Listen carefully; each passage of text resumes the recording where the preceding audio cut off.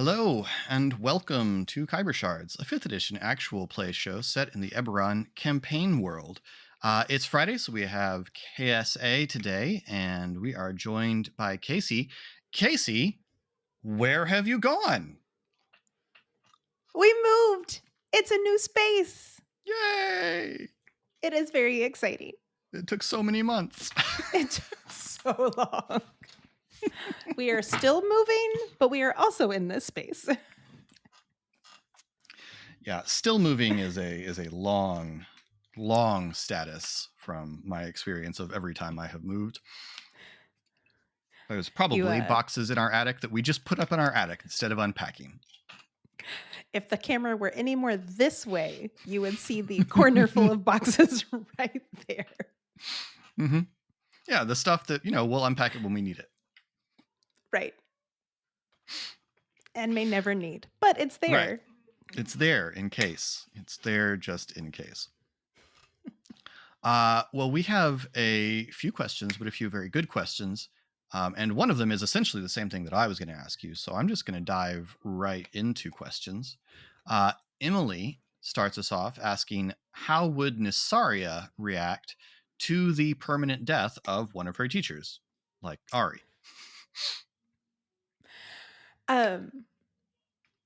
Very poorly. I have thought of Nasaria as kind of the complete opposite of Shade in a lot of ways.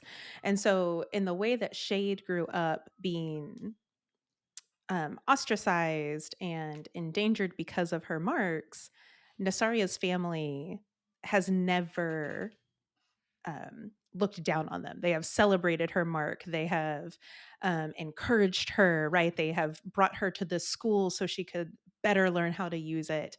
She has grown up in such a accepting, encouraging, loving family and hasn't been touched much by the bias and prejudice that we see the other main characters, and because of her parents' choices. Like, her parents have very intentionally protected her from that as much as they could. And so, seeing what the school has gone through, like, she's starting to have a better understanding of the prejudice that the marked have.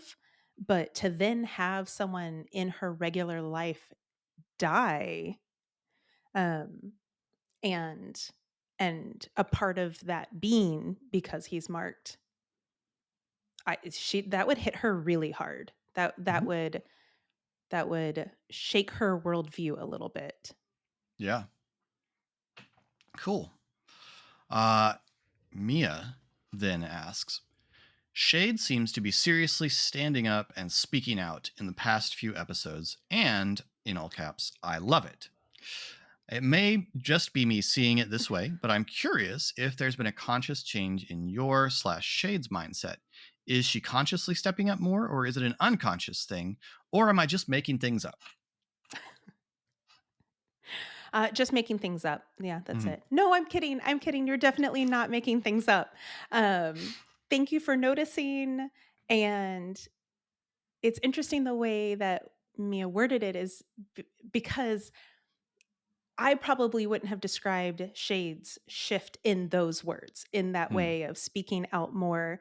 But that definitely is the outcome of a lot of the choices that I've made and reactions that I have decided she has made, based on the recent events. And so it was interesting to see it from that perspective and try to then backtrack. Okay, well, how much of that has been intentional and how much of that is, you know, metagaming? I need the character Mm. to make this decision. How do I get there? Today was Yeah, a rough day, and I'm, again, the player seeping into the character.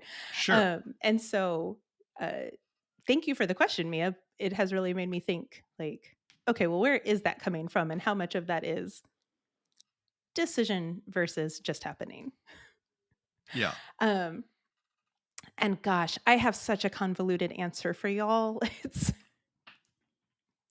um, and so I will try to communicate it well, but please forgive the long rabbit trail that I may take you on.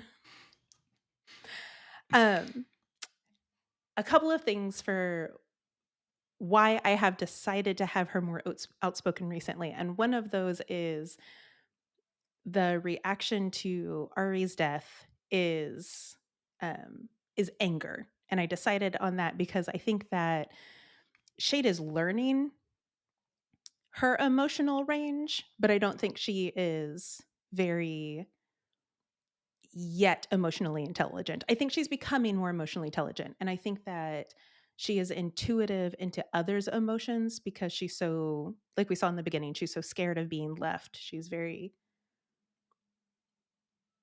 cognizant of how others are feeling towards her, or at least tries to be towards the one she cares about. But I think she's been in survival mode for so long, she's not good at interpreting her own emotions. And so, in this very traumatic, my biggest fear is losing ones that I love, and he died.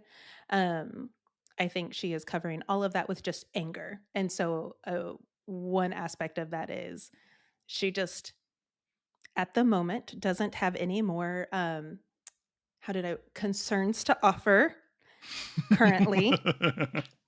Hmm. She's just upset and angry, and she's going to voice her opinion and put it out there um, because of that, just that emotional outburst. She's and then part of it is, this sounds awful, and maybe it is, but part of it is also like a test of Ari. Ari has proclaimed love for her and claims that he loves her as she is.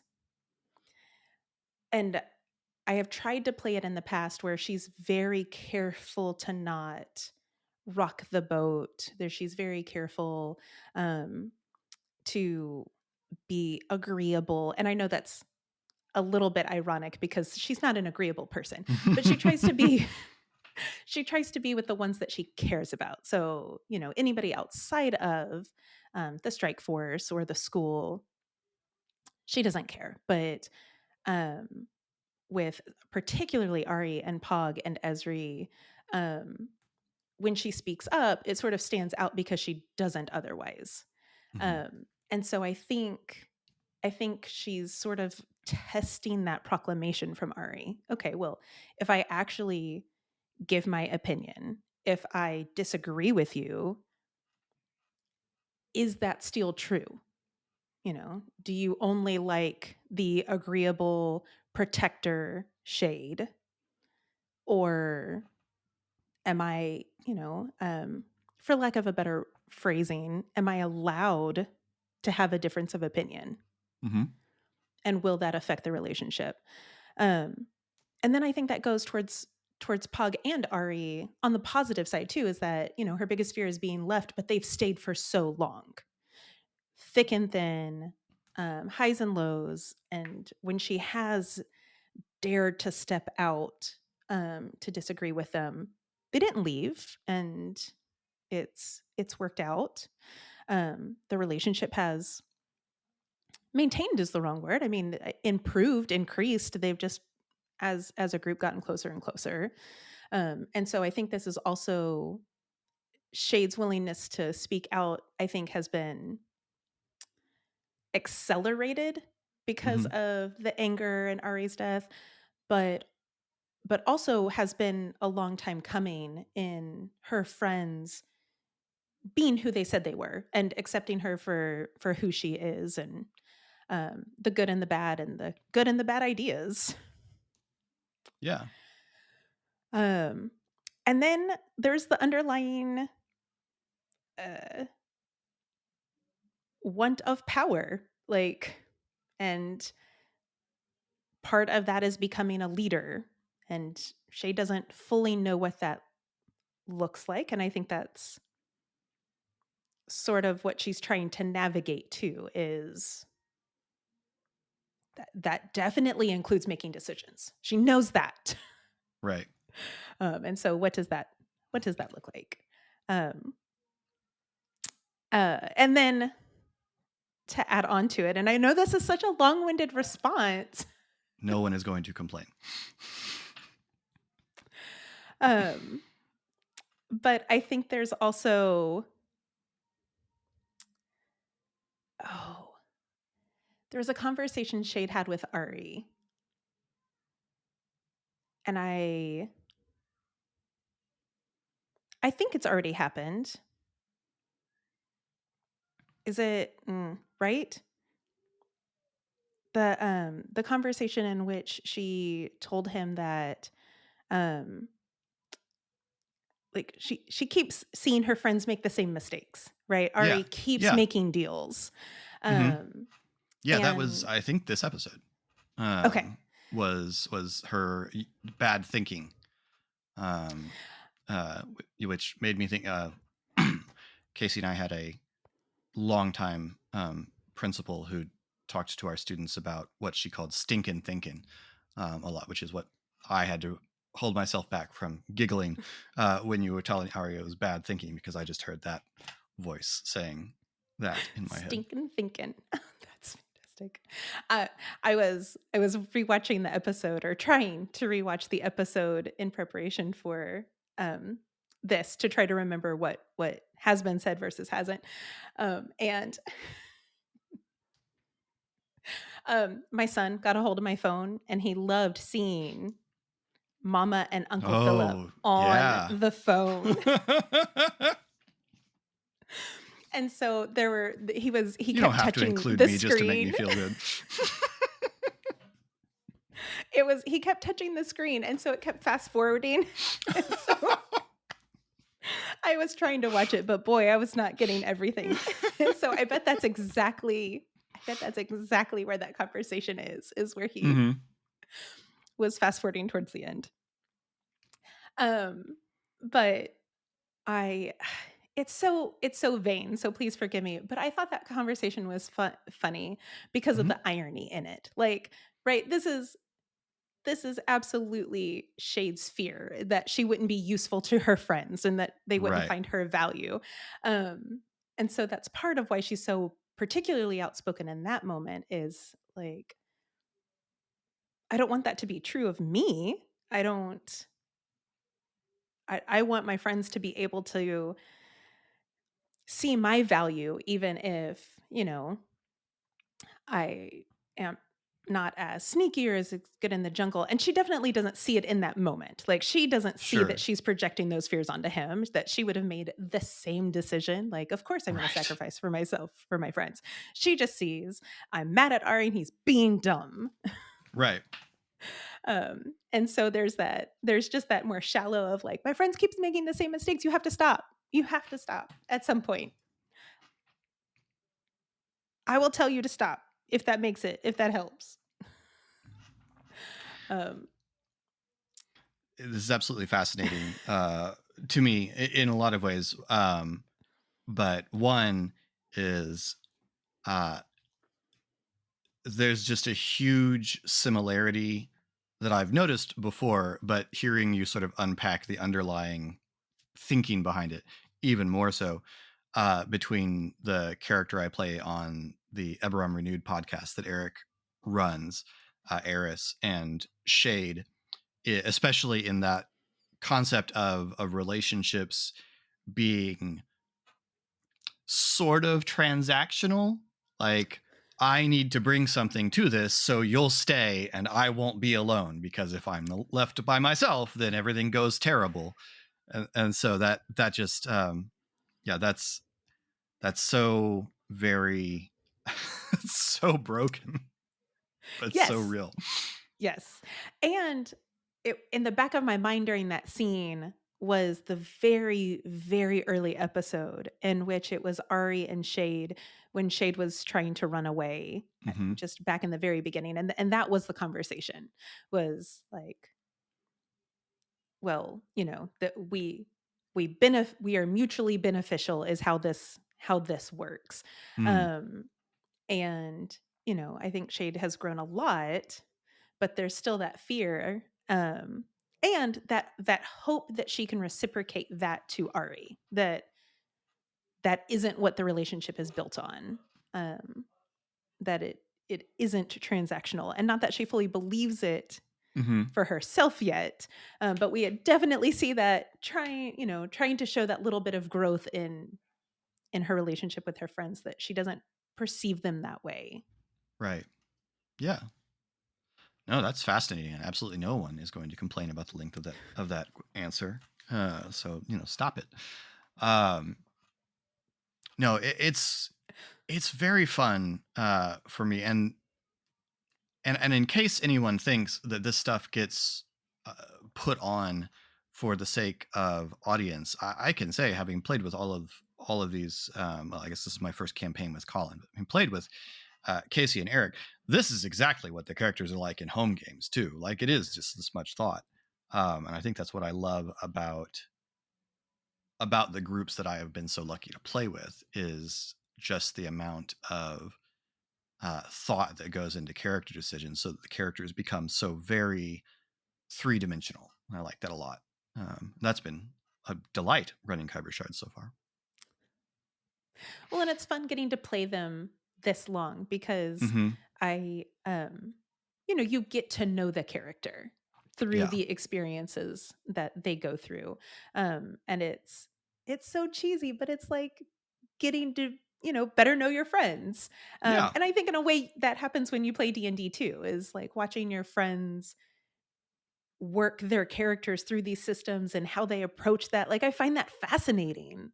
yeah, yeah. No, absolutely. You get to see little facets of your friends' minds that don't necessarily come out in your regular conversations and regular interactions, um, and and see how your idea of this character archetype plays out so differently from my idea of this character archetype, and that sort of thing. So no, it's, Right. yes, it is one of the very fun things about D&D as a social game. Um, yeah. Uh, Related to background thinking of Shade is Darren's question, which is, Shade, where do you see yourself in 5 years? um I think at the moment it's hard for Shade to see a future in 5 years. Oh, okay, well, that reminded me of one other aspect of Shade's outspokenness in this, is she definitely feels like she feels some sort of blame for Kolsir, and at least Kolsir's danger to Hirazi. And so part of the outspokenness is that she has put Hirazi in danger. She has put her friends in danger, which is, something she loathes. And so things have to happen now to take care of it. And so she Mm, really wants to help drive forward that defeating of Kolsir, whatever that looks like, because she wants to solve a problem that she helped bring on, is her perception of part of that. And Darren's question reminded me of that, because I think it's hard for her to see past Kolsir right now. I think, um, when I was considering this question, my first thought was, if we survive in 5 years, if we make it another five, um, just because of the daunting um, fight that will inevitably lie before us, trying to defeat him. And so, her pessimistic side is, oh, I hope to be buried in the grove.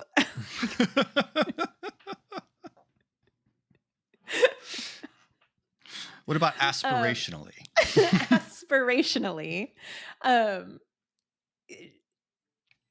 she is definitely seeking power. And so I think that I think if she could do two things. One, if she could be some sort of like assistant or assassin, or work somehow for Selshadra, she would love that. Like, she understands that she has so much to learn from her, um, in how she wields power in a way that doesn't make sense to Shade, right? Mm-hmm. Obviously, putting others in physical danger yourself is what makes the most sense to her, and how this amazingly powerful tiny human does not overtly endanger anybody, and yet everybody bends to her will. She would love to have better eyes on that. Mm-hmm. Um, and then I think eventually, I think Shade would like to run an aspect of the school, particularly like a survival camp, like something that she I keep saying she excels at surviving, particularly in the jungle, which is a particular danger in our current Sure. environment. And, do what you know. I think she would really enjoy running a survival school that was sought out because it's very rigorous. Like, Mm-hmm. you will learn if you go to shade school Mm-hmm. or camp. It's going to be become the Bear Grylls of Eberron. Right. Yes. Well, that's awesome. No, that's great. And those are our questions for this week. Thank you guys so much for these questions Yeah, and for the thank you. opportunity to dive in to Shade this last couple of minutes here. Um, we'll see what happens on Monday now that Tommel's awake, and new episode on Monday. New Khyber Shards answers the following Friday. And until next time, thanks for rolling with us.